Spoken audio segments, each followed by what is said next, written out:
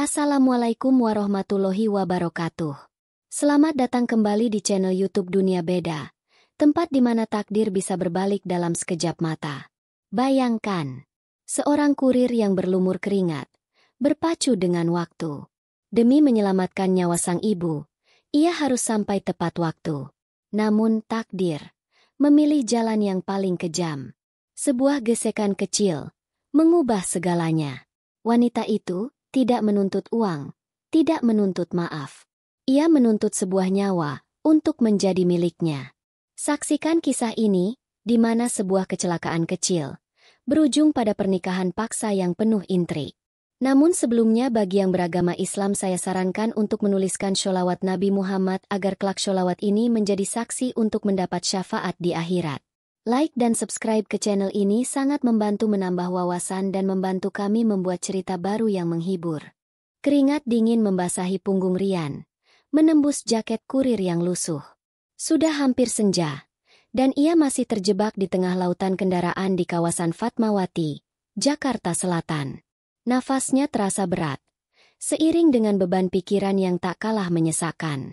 Sore ini adalah batas waktu pembayaran uang muka untuk perawatan ibunya di rumah sakit. Jika ia telat, semua usahanya akan sia-sia. Ibunya, satu-satunya keluarga yang tersisa, mungkin tidak bisa mendapatkan perawatan yang layak. Ia menghela nafas panjang, memohon dalam hati kepada Allah, agar hari ini bisa berjalan lancar. Dari balik helmnya yang kusam, Rian menatap layar ponsel, mempercepat laju motor bebeknya. Hanya satu paket lagi, dan ia bisa pulang. Paket terakhir itu harus diantar ke sebuah alamat di kawasan Pondok Indah. Nama tempat itu saja sudah membuat Rian merasa kecil, apalagi melihat peta yang menunjukkan lokasi sebuah mensyahan besar. Ia menembus kemacetan, melewati ganggang sempit, hingga akhirnya tiba di depan gerbang raksasa berwarna hitam. Di balik gerbang itu, terbentang halaman luas dan sebuah rumah yang lebih mirip istana dari film-film Hollywood. "Permisi, paket atas nama Nona Clara," ucapnya ragu-ragu kepada petugas keamanan yang mengenakan seragam rapi. Petugas itu menunjuk sebuah mobil sedan mewah yang sedang menepi di depan pintu utama. "Langsung ke sana saja, Nona ada di depan." Rian memarkir motornya di pinggir jalan. Ia mengusap keringat di dahi, lalu melangkah sambil memegang kotak paket yang berisi sebuah potret lukisan. Langkahnya terburu-buru, sebab ia sudah terlambat hampir setengah jam. Di tengah halaman yang sunyi, ia melihat seorang wanita berambut hitam panjang, mengenakan gaun putih yang anggun. Wanita itu sedang berbicara dengan seorang pria parubaya yang terlihat seperti asisten pribadinya. Wanita itu pasti Clara. Rian melangkah lebih cepat, menunduk sopan. "Maaf Nona, paketnya sudah." Namun, belum sempat ia menyelesaikan kalimatnya, hal yang tak terduga terjadi. Sebuah sedan mewah berwarna putih mengilap bergerak mundur dari garasi. Rian yang terlalu fokus pada langkahnya dan juga terburu-buru tak menyadari hal itu. Terdengar bunyi gesekan yang memekakan telinga. Potret lukisan yang ia pegang terlepas dari tangannya. Rian berhasil menghindar, namun ia terlambat. Ia tak menyadari kaki wanita anggun yang bernama Clara itu tanpa sengaja tersenggol Rian. Wanita itu pun terjatuh dengan anggun, tapi penuh dramatisasi. Gaun putihnya tampak kotor, dan ia meringis kesakitan. Rian membeku. Jantungnya berdegup kencang, seolah-olah akan keluar dari dadanya. "Astaga, Nona, maafkan saya sungguh tidak sengaja," ucap Rian panik. Ia segera berjongkok, mencoba membantu wanita itu berdiri. Clara tidak menjawab. Ia hanya menatap Rian dengan mata tajam yang dingin. Pandangannya menusuk, seolah-olah Rian adalah hama yang menjijikan. Tanpa mengucapkan sepatah kata pun, Clara bangkit, menyapu gaunnya yang kotor.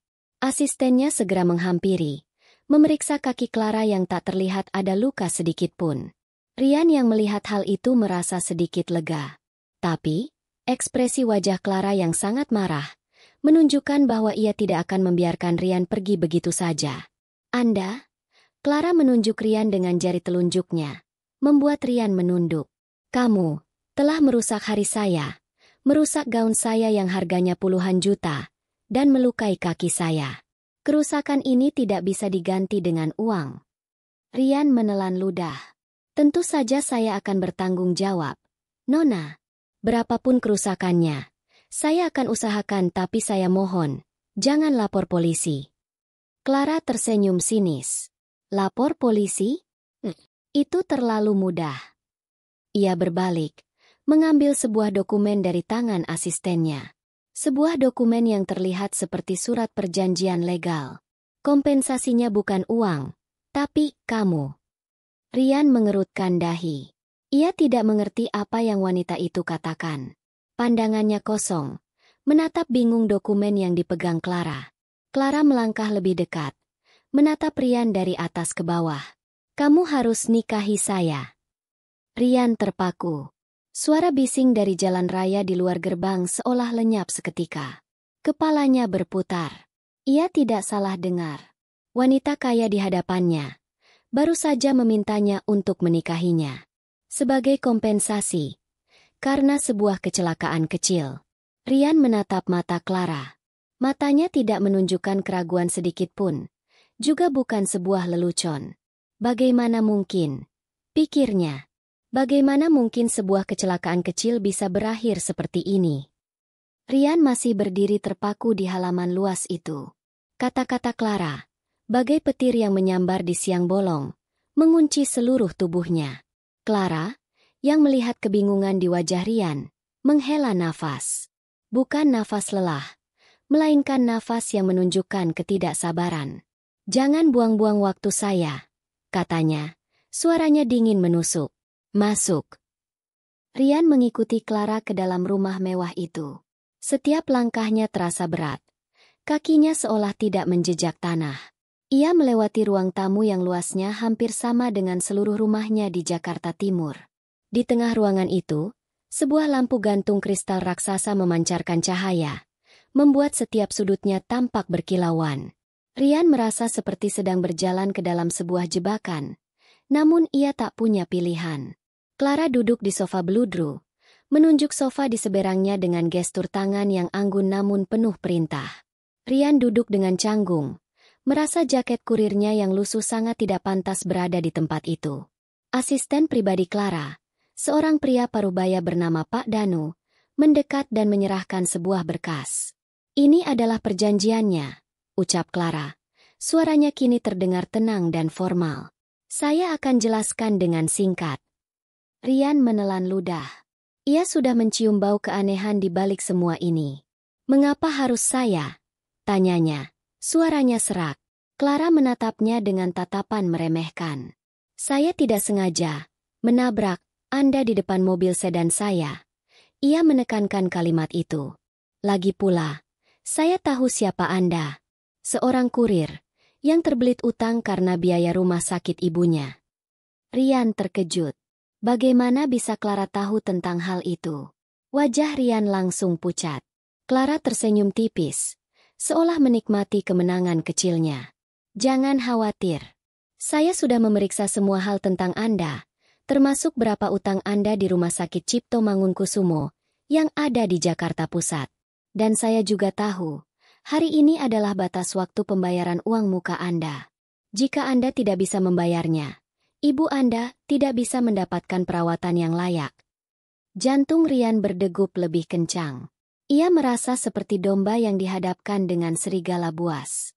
Clara tidak hanya mengancamnya, ia juga memegang kendali atas satu-satunya hal yang paling berharga bagi Rian, yaitu nyawa ibunya. Ini adalah satu-satunya cara bagi saya untuk menghindari warisan saya jatuh ke tangan yang salah, lanjut Clara. Kakek saya menulis sebuah surat wasiat, bahwa saya harus menikah sebelum ulang tahun saya yang ke-25. Jika tidak, seluruh aset dan perusahaan saya akan jatuh ke tangan sepupu saya, Kevin. Kevin adalah orang yang serakah dan tidak bertanggung jawab. Clara menjelaskan semua ini tanpa emosi, seolah sedang membaca laporan keuangan. Kevin sudah tahu tentang wasiat ini, dan ia akan melakukan apa saja untuk menjatuhkan saya. Clara berhenti sejenak, menatap Rian yang masih terdiam, mencerna semua informasi itu. Dan kamu, ia melanjutkan, adalah pilihan yang paling aman. Kamu tidak punya apa-apa, tidak punya ambisi. Dengan begini, Kevin tidak akan mencurigai pernikahan ini. Semuanya hanya sandiwara. Kamu hanya perlu bersembunyi di sini dan berpura-pura menjadi suami saya di hadapan publik. Rian memejamkan mata sejenak, memikirkan ibunya. Wajah sang ibu, yang tampak pucat di ranjang rumah sakit, muncul di benaknya. Ia tidak bisa mengambil risiko. Keputusan ini adalah satu-satunya cara untuk menyelamatkan ibunya. Baiklah, ucap Rian. Suaranya bergetar. Saya akan melakukannya. Clara mengangguk puas. Ia mengambil pulpen dari meja, lalu mendorong berkas itu ke arah Rian. Semua sudah tertulis di sana. Tidak ada yang tersembunyi. Tanda tangan di sini. Dengan tangan gemetar, Rian mengambil pulpen itu. Hatinya menjerit, tapi pikirannya hanya terfokus pada wajah ibunya. Ia menandatangani dokumen itu, seolah-olah ia sedang menandatangani kontrak dengan iblis. Setelah Rian menandatanganinya, Clara segera menyerahkan sebuah tas yang berisi uang tunai dalam jumlah yang sangat besar. Ini adalah uang muka, ucap Clara. Ini lebih dari cukup untuk melunasi utang-utang Anda. Anggap saja ini sebagai gaji Anda selama menjadi suami saya. Seketika, Rian merasa kosong. Ia tahu ia telah menjual dirinya sendiri, tapi demi ibunya, ia akan melakukan apapun. Ia menatap uang itu, lalu menatap Clara, yang kini hanya memandangnya sebagai sebuah objek yang telah dibelinya. Pak Danu akan mengurus semuanya, kata Clara, mengakhiri percakapan. Mulai sekarang, Anda bukan lagi kurir. Anda adalah Mr. Rian. Suami saya. Pak Danu mengangguk, lalu membawa Rian ke dalam sebuah kamar tamu super mewah. Rian melihat semua yang ada di sana. Ranjang yang luar biasa besar, jendela yang menghadap ke kebun, dan kamar mandi yang luas. Semua itu terasa asing. Rian duduk di tepi ranjang. Ia menatap ke bawah. Ia melihat sepatu bot kurirnya yang kotor dan lusuh. Dan ia merasa seperti sepotong benda asing yang entah bagaimana bisa tersesat ke dalam dunia ini. Ia menghela nafas panjang dan untuk pertama kalinya dalam hidupnya, ia tidak tahu apa yang harus ia lakukan. Pagi menyapa dengan cara yang sangat berbeda bagi Rian.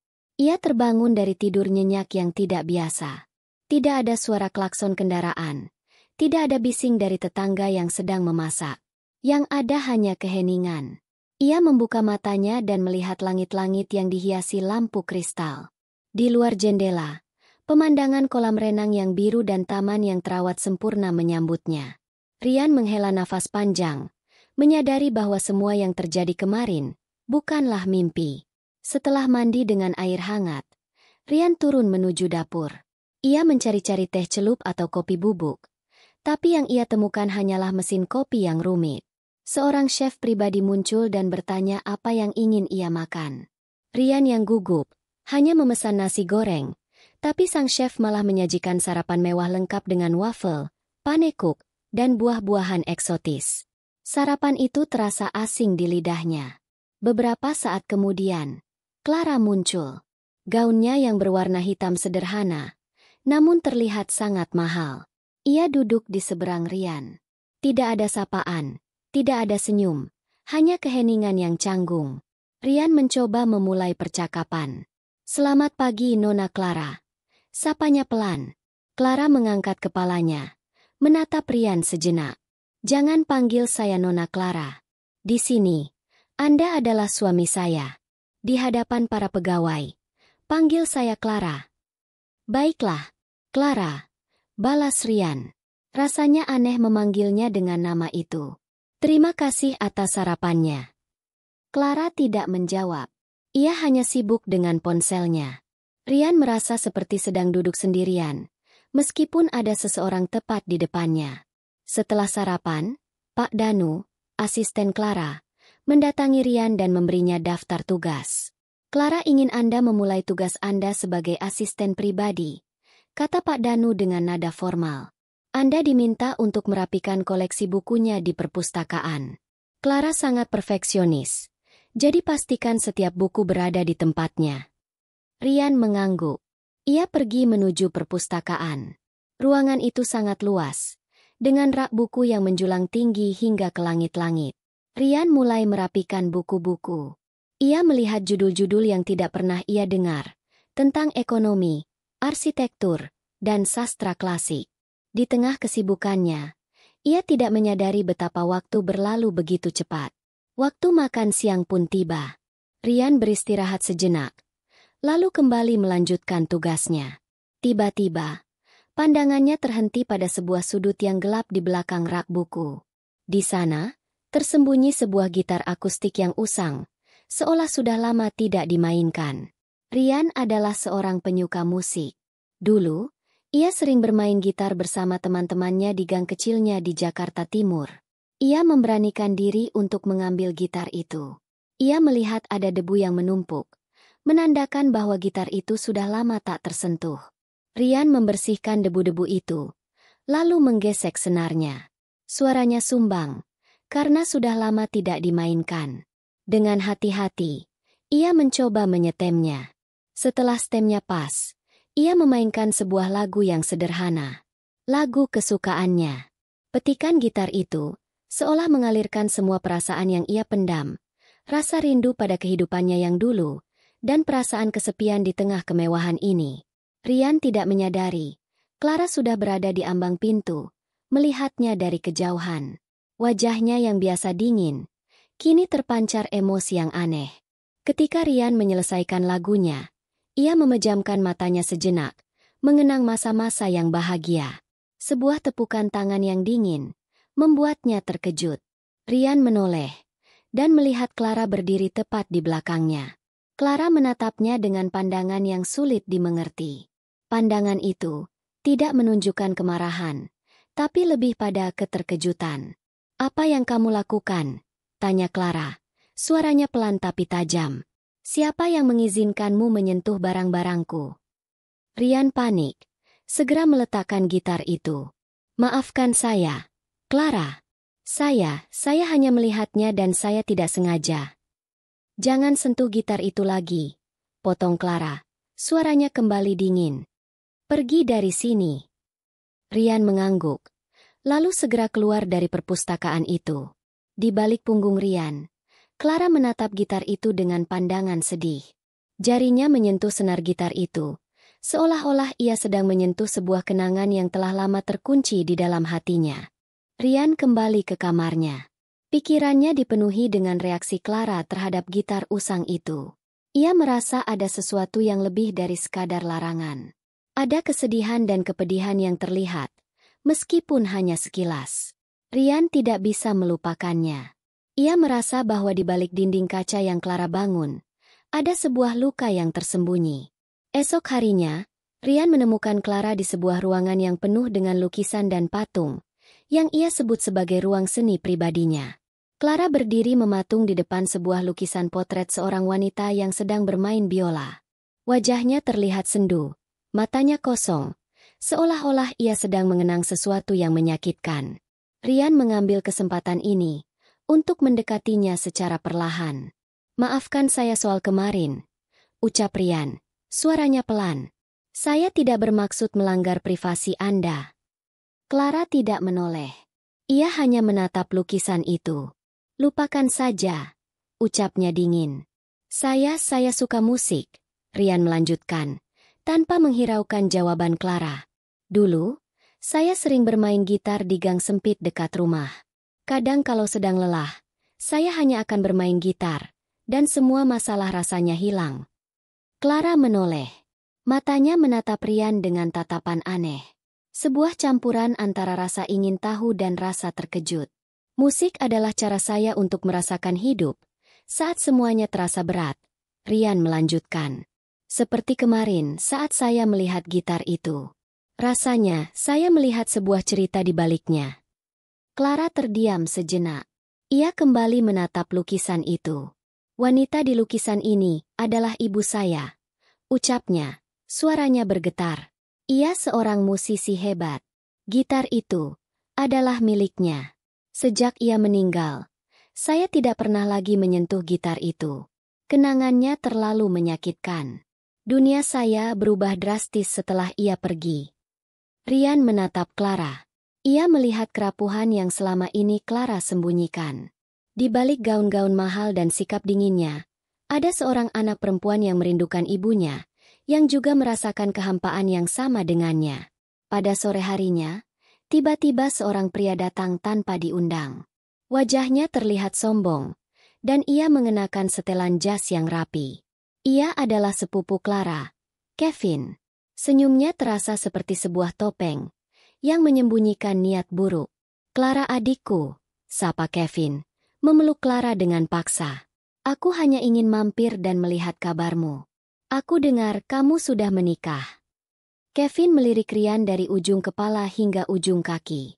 Tatapannya penuh penghinaan. Clara terlihat kesal. Ia lalu menarik Ryan. Ini adalah Ryan, kata Clara. Ia menyandarkan tangannya di lengan Ryan. Suamiku. Kevin tersenyum sinis. Sepertinya kau tidak pernah memberitahuku bahwa kau punya seorang suami. Clara, suamimu terlihat unik. Kevin menekan kata, unik. Seolah Ryan adalah sebuah benda aneh. Ryan hanya diam, tapi ia merasakan kemarahan dalam hatinya. Ia tahu Kevin tidak menyukai dirinya. Ryan pun menepuk tangan Clara. Ia tahu Clara sedang merasa tidak nyaman. Ryan adalah pria yang sangat sederhana, ucap Clara. Suaranya terdengar lembut, seolah-olah mereka adalah pasangan yang bahagia. Dia tidak suka pamer. Kami lebih suka tinggal di rumah.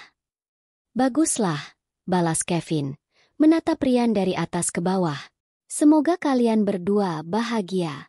Tapi aku harap Ryan bisa mengurus dirimu dengan benar. Clara, aku tak suka melihatmu sendirian dan terlihat kurang bahagia. Kevin menegaskan kata-katanya.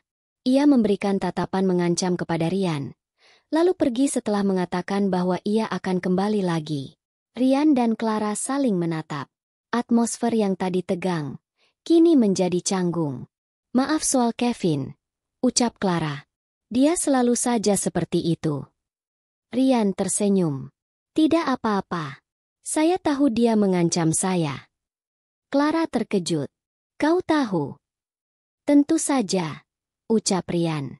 Saya bisa melihat bahwa ia ingin warisan Anda. Ryan menoleh, menatap mata Clara. Jangan khawatir. Saya akan melindungi Anda. Clara terdiam.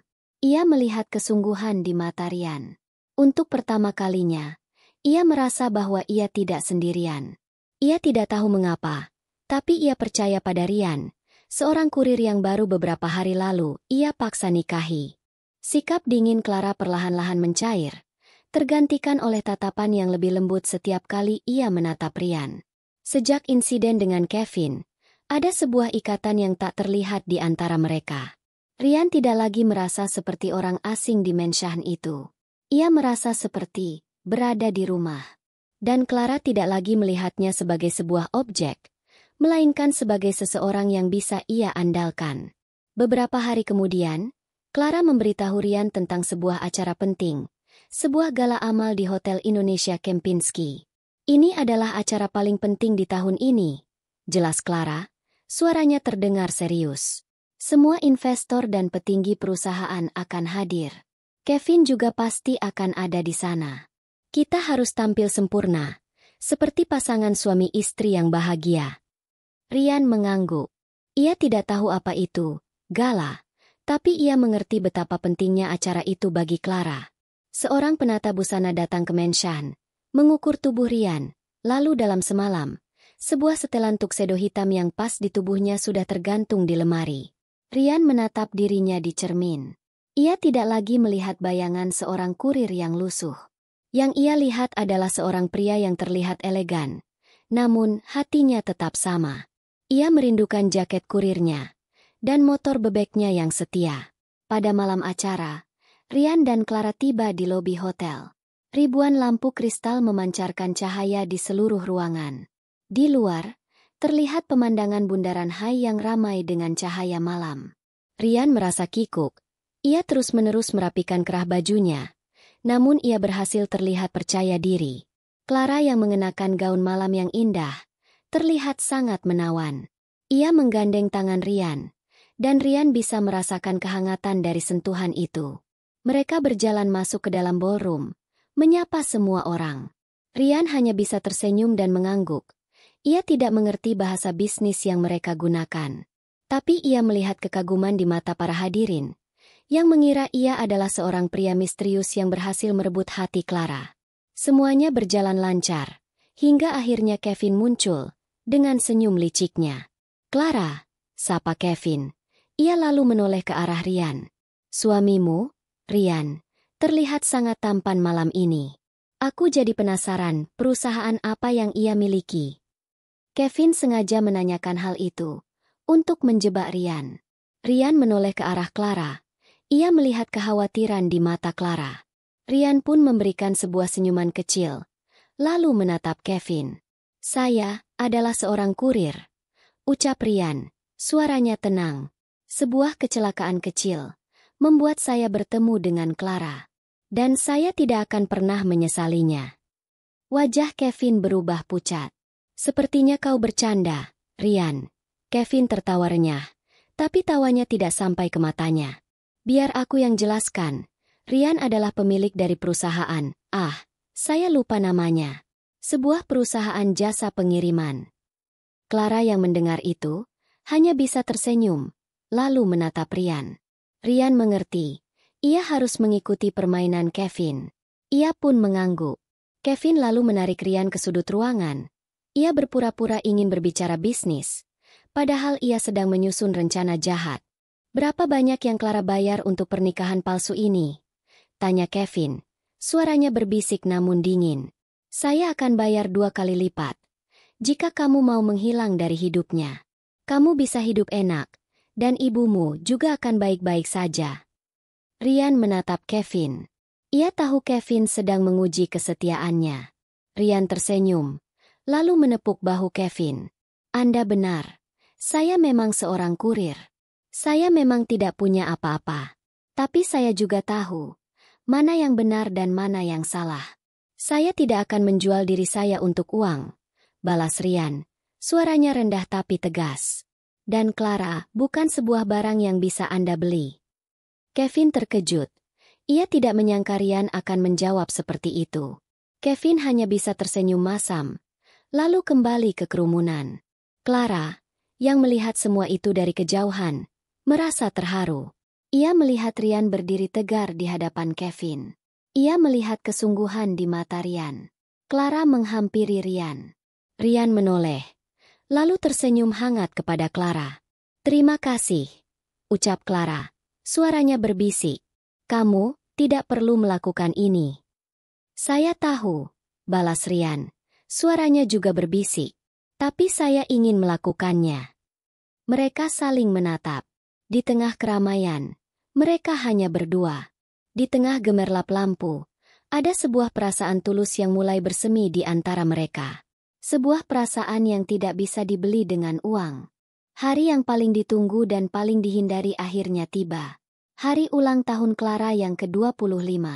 Hari di mana wasiat kakeknya akan dibacakan. Ruang pertemuan di kantor firma hukum terbesar di Jakarta terasa mencekam.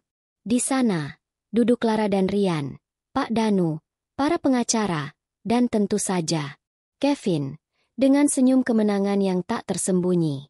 Kevin yakin bahwa ia akan menang. Kevin melangkah maju, memegang sebuah map. "Tuan-tuan dan Nona," ucap Kevin. "Sebelum kita melanjutkan, saya punya bukti bahwa pernikahan Clara ini hanyalah sebuah sandiwara. Saya telah menyewa detektif swasta. Pernikahan ini hanya kontrak. Dan Rian adalah seorang kurir yang disewa untuk tujuan itu." Kevin membentangkan foto-foto dan rekaman suara yang merekam percakapan Clara dan Rian saat membahas kontrak itu. Wajah Clara memucat, dan ia menunduk. Ia tahu ia telah gagal. Ia menoleh ke arah Rian. Matanya menunjukkan keputusasaan. Namun, Rian meraih tangan Clara, menggenggamnya erat. Senyumnya penuh ketenangan. "Benar," ucap Rian. Suaranya lantang, memecah keheningan. Semua yang dikatakan Kevin adalah benar. Semua orang terkejut. Bahkan Kevin pun terdiam, terkejut mendengar pengakuan jujur Rian. Saya adalah seorang kurir, Rian melanjutkan. Dan saya memang disewa. Tapi Kevin lupa. Ada satu hal penting yang tidak bisa ia beli dengan uang, yaitu perasaan. Saya dan Clara memang menikah karena sebuah kontrak. Tapi seiring berjalannya waktu, kontrak itu tidak lagi penting. Kami saling jatuh cinta. Clara yang mendengar itu, menatap Rian dengan tatapan haru. Air matanya menetes. Namun ia tersenyum. Seorang pengacara senior angkat bicara. Tapi Nona Clara, jika ini hanya pernikahan kontrak, maka wasiat kakek Anda tidak sah. Clara menggelengkan kepalanya. Wasiat itu sah, ucapnya tegas. Ia menatap Kevin, lalu menatap Rian. Semua ini memang dimulai dengan kebohongan. Saya tidak pernah tertabrak. Saya sengaja pura-pura terluka, karena saya putus asa. Saya melihat Rian adalah satu-satunya pria tulus yang saya temui, dan saya ingin menjadikannya suami saya. Ruangan itu hening. Kevin menatap Clara tidak percaya. Ia telah kalah. Ia telah kalah dengan sebuah kejujuran. Semua itu omong kosong, teriak Kevin. Semua ini tidak valid. Pengacara senior tersenyum. Wasiat kakek Anda tidak menyebutkan bahwa pernikahan harus didasari oleh cinta dari awal. Yang penting, pernikahan itu ada, dan sekarang cinta itu ada. Kevin meninggalkan ruangan itu dengan wajah penuh kemarahan. Ia telah kalah telak. Clara kini resmi menjadi pewaris tunggal semua warisan. Setelah semua orang pergi, Clara dan Rian hanya duduk berdua. Clara menatap Rian, matanya berkaca-kaca. Kenapa kamu jujur tentang semuanya? Rian tersenyum. Ia menatap Clara. Karena sebuah kisah tidak akan menjadi indah jika diawali dengan kebohongan. Sekarang, kita bisa membangun kisah kita dengan kejujuran. Beberapa bulan kemudian, Rian dan Clara hidup bahagia. Tidak ada lagi kontrak, tidak ada lagi sandiwara. Rian tetap menjadi dirinya sendiri. Bahkan ia masih sering mengendarai motor bebeknya bersama Clara. Mereka sering mampir ke warung nasi goreng favorit Rian di Jakarta Timur, atau hanya duduk di teras sambil bermain gitar usang milik ibu Clara. Rian dan Clara telah membuktikan bahwa cinta sejati bisa ditemukan di tempat yang paling tidak terduga. Bahwa uang tidak bisa membeli kebahagiaan. Dan sebuah pernikahan yang diawali dengan kebohongan bisa berakhir dengan sebuah kisah yang indah jika dilandasi oleh ketulusan dan kejujuran. Alhamdulillah. Terima kasih sudah mengikuti kisah Rian dan Clara dari awal hingga akhir. Jika kalian terharu dan ikut merasakan emosi dari cerita ini, jangan lupa berikan dukungan kalian dengan menyukai video ini, berikan komentar, dan jangan lupa tekan tombol subscribe. Kisah ini membuktikan bahwa cinta sejati bisa mengubah segalanya. Semoga kalian bahagia selalu.